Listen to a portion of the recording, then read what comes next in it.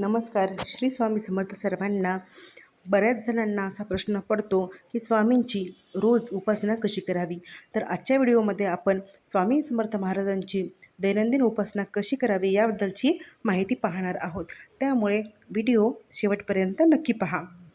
स्वामींचे जे भक्त आहेत त्यांनी ह्या गोष्टी ध्यानात घ्याव्यात आणि त्याचप्रमाणे आपले गुरु श्री स्वामी समर्थांची उपासना मनापासून करावी.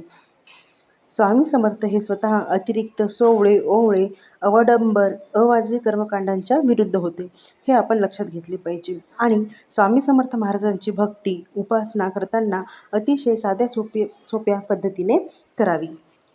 स्वामी समर्थांचे जे पण भक्त आहेत हे 75% नोकरी, व्यवसाय, व्यापार, उद्योग करणारे आहेत. अशा व्यक्तींना रोज अनेक तास स्वामी समर्थ महाराजांची उपासना करणे शक्य नाही. अशांनी कमीत कमी वेळात स्वामींची विधायक उपासना करावी. दिवसातून अर्धा तास किंवा सकाळ दुपार रात्र प्रत्येकी 15-15 मिनिटे स्वामी समर्थ महाराजांची उपासना केली तरी चालेल, पण ती मनापासून करावी. आता उपासना कशी करावी, तर नामस्मरण करू शकता तुम्ही.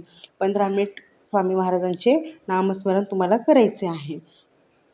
त्यातून नोकरी व्यवसायाच्या निमित्ताने अनेक तास आज वाहतुकीत जातात. अशावेळी अनेकदा आपल्याला इच्छा असूनही स्वामींच्या उपासनेला हवा तेवढा वेळ देता येत नाही. अशावेळी आपण नाराज न होता मनातल्या मनात स्वामींचे नामस्मरण करत राहिले पाहिजे.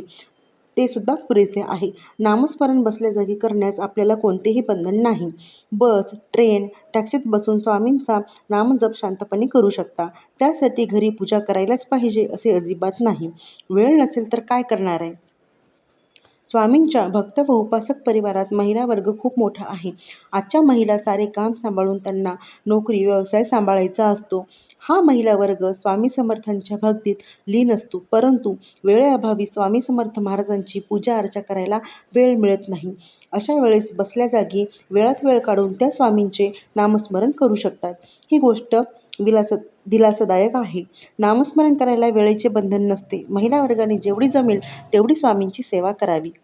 भाव तेथे भक्ती. स्वामी समर्थांची तुमच्या अंतःकरणात वसती. रोज सकाळी उठल्यावर स्नान झाले की पहिला मनपूर्वक नमस्कार श्री स्वामी समर्थ महाराजांना करायचा.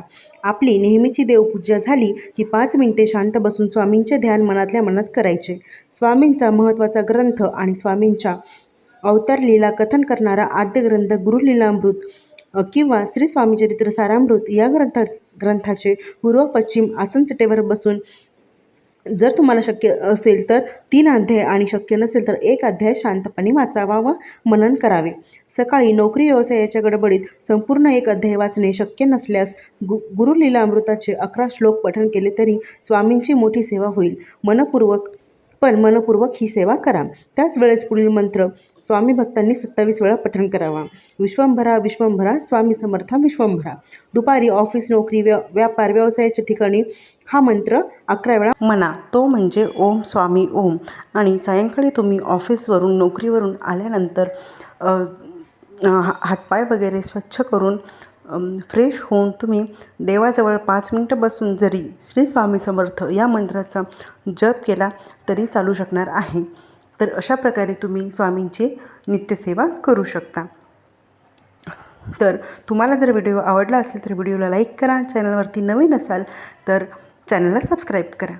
धन्यवाद. श्री स्वामी समर्थ.